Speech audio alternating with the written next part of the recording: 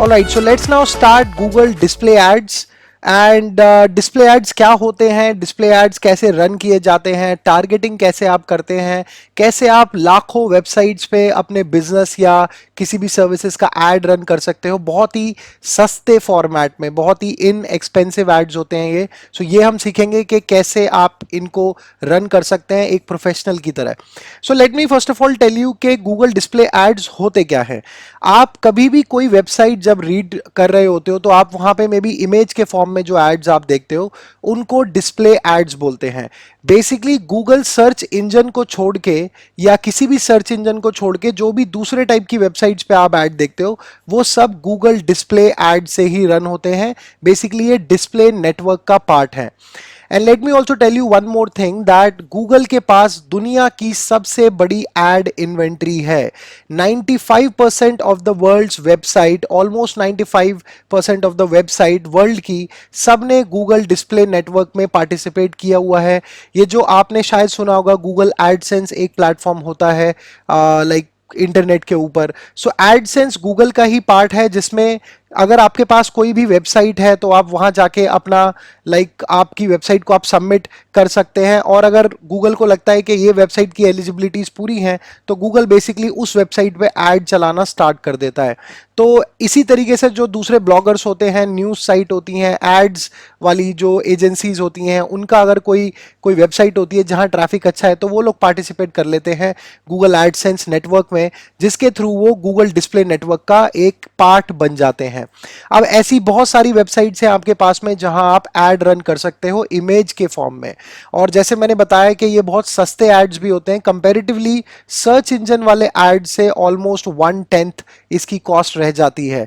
May be अगर आप वहां पे 100 रुपीज पर क्लिक का कोई अपना एड रन कर रहे हो तो बेसिकली यहां आते आते वो शायद 10 रुपए पर क्लिक रह जाएगा, प्रोवाइडेड कि आपने अगर सही स्ट्रैटेजीज को इंप्लीमेंट किया है तो।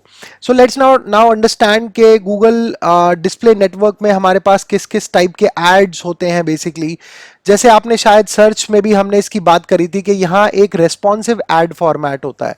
अब let me explain you once again कि रेस्पॉन्सिव एड फॉर्मेट क्या होता है। देखो, जब हम इमेज एड्स की बात करते हैं तो बहुत सारे साइजेस, डायमेंशंस, शेप्स होती हैं। अगर हम एक भी प्रोडक्ट का एड बनाते हैं, फॉर एग्जांपल अगर मुझे एक डिजिटल मार्केटिंग कोर्स का भी एक ऐड बनाना है तो मुझे सिर्फ एक ऐड साइज नहीं बनाना होगा, मुझे मे बी मल्टीपल साइजेस बनाने होंगे। At least there will be 6 to 7 sizes of one product that I have to create. तो इससे क्या होता है कि इससे आपका काम बहुत ज्यादा इंक्रीज हो जाता है। पॉसिबली आपके पास में 5 प्रोडक्ट हैं, 50 प्रोडक्ट हैं, 500 प्रोडक्ट हैं अगर ई कॉमर्स हो तो आपको कितनी कॉपीज, मल्टीपल कॉपीज बनानी पड़ेंगी। So it will take lot of time which will be, हो सकता है कि वो पॉसिबल भी ना हो।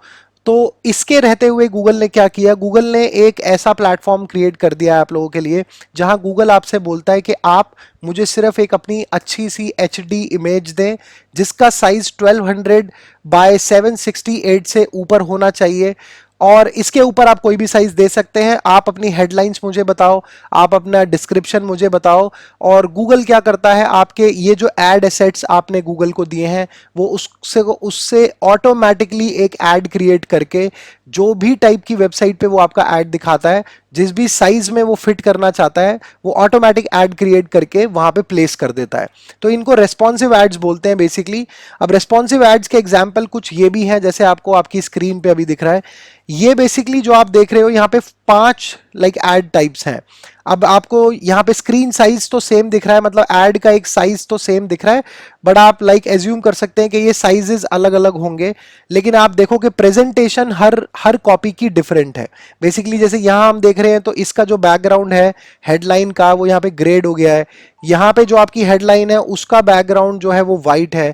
यहाँ पे मे बी हेडलाइन हटा दी है उसने, यहाँ ये थोड़ा सा रेक्टेंगुलर फॉर्म में है, बाकी आपको ये स्क्वायर फॉर्म में दिख रहा है। So this is how Google also make sures के वो अलग अलग साइजेस पे, अलग अलग वेबसाइट पे आपका ऐड ऑटोमेटिकली बना के लगा देता है। ये बहुत फास्टेस्ट होता है और ये आप बिल्कुल प्रैक्टिकली करके सीखेंगे कि कैसे हम रेस्पॉन्सिव एड्स बनाते हैं। लेकिन अब रेस्पॉन्सिव एड्स की एक और बेनिफिट होता है। बेसिकली बेनिफिट ये होता है कि जहां भी गूगल आपका एड प्लेस करेगा वो क्या करता है कि वो एड को इस तरीके से बनाता है कि वो जो वेबसाइट का फ्लो होता है उसके साथ ब्लेंड हो जाता है। मतलब जो भी कलर कोडिंग वगैरह होती है वो ऐसा लगता है कि ये इस वेबसाइट का ही पार्ट है। तो बेसिकली लाइक कस्टमर्स क्या करते हैं कि कस्टमर्स अगर कुछ ब्लॉग रीड कर रहे हैं तो उसको भी रीड कर जाते हैं, लेकिन हर एक ऐड पे लिखा होता है sponsored. So basically this is how you will be able to like learn कि आप रेस्पॉन्सिव एड्स कैसे बनाते हैं। सो रेस्पॉन्सिव एड्स आप सीखेंगे। Then there are app promotion ad. अगर आपके पास ऐप है, आपको बहुत सारी डाउनलोड्स कराने हैं, तो ये मोबाइल ओनली एड्स होते हैं जिनकी बात अभी हम आगे और करेंगे।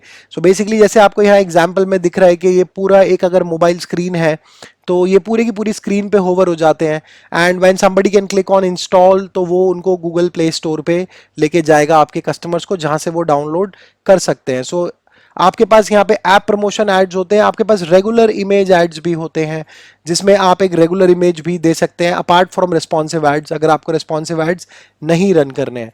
Then there are rich media ads as well. Rich media ads में आपके एनिमेशंस आ जाते हैं। So this is how you can go with it. अब बिडिंग ऑप्शंस कौन कौन से होते हैं, जैसे हमने पहले भी बात करी थी कि CPM is the bidding option which you can choose on your display networks or on your display ads। CPM का मतलब होता है cost per 1000 impression.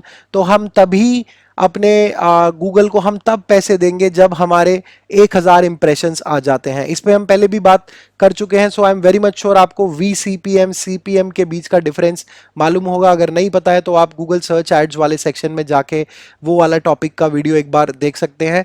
And then there are CPV as well. जब हम यूट्यूब सीखेंगे तो वहां पे कॉस्ट पर व्यू ऑप्शंस आ जाते हैं। बेसिकली देखो, अगर आप डिस्प्ले नेटवर्क पे डिसाइड करते हो कि मुझे एड रन करना है, मोस्ट ऑफ द टाइम्स जो आपका ऑब्जेक्टिव है वो ब्रांडिंग का होना चाहिए, ब्रांड अवेयरनेस का। बेसिकली कि आपको मैक्सिमम लोगों को अगर ऐड दिखाना है, मैक्सिमम लोगों को आपको बताना है कि यह आपने प्रोडक्ट या सर्विसेज आप कैरी आउट कर रहे हो या आपने लॉन्च किया है, तो आप CPM के साथ जाओगे। ये सबसे सस्ती एड नेटवर्क होता है यहां, क्योंकि आपका एड लाखों लोगों को दिख सकता है कम से कम कॉस्ट में।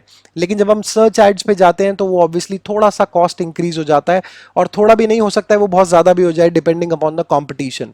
So if your objective is brand awareness, display network is the platform. लेकिन अगर आपको मे बी कन्वर्जन्स भी चाहिए तो भी डिस्प्ले नेटवर्क आपको अच्छे से काम आ सकता है, क्योंकि यहां पे कुछ टाइप की ऑडियंसेस होती है जो मैं भी आपको एक्सप्लेन करूंगा।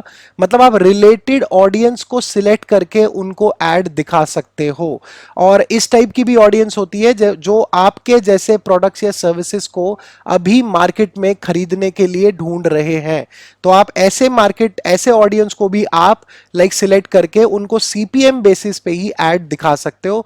इसको इन मार्केट ऑडियंस बोलते हैं, जो अभी मैं आपको अच्छे से एक्सप्लेन करूंगा आने वाले लाइक टॉपिक में। सो यू विल अंडरस्टैंड कि कितने टाइप के टारगेटिंग ऑप्शंस होते हैं। तो सिर्फ ब्रांडिंग में ही नहीं, अगर आपकी स्ट्रैटेजीज बहुत स्ट्रांग है तो आप बहुत सस्ते एड ट्रैफिक अपनी वेबसाइट पे ला सकते हैं, और स्ट्रैटेजीज के साथ में है तो वो कन्वर्टिंग ट्रैफिक भी हो सकता है। और जब हम डिस्प्ले नेटवर्क की बात करते हैं तो यहाँ पे सिर्फ इमेज एड्स ही नहीं है। एक तो आपके डिस्प्ले नेटवर्क पे ऐड हो गए, दूसरे यहाँ पे ऐड होते हैं जीमेल एड्स। जब आप अपना ईमेल, अपना जीमेल यूज करते हो तो वहां पे 3 टैब्स होते हैं। एक टैब होता है आपका प्राइमरी इनबॉक्स जिसको हम बोलते हैं, दूसरा सोशल वाला टैब होता है, तीसरा आपका प्रमोशनल टैब होता है।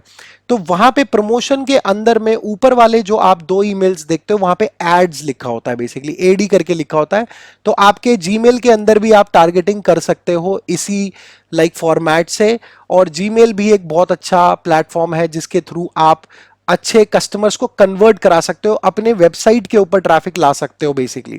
तो यहां सिर्फ ब्रांड अवेयरनेस की ही बात नहीं हो रही है, यहां कन्वर्जन्स की भी बात हो रही है।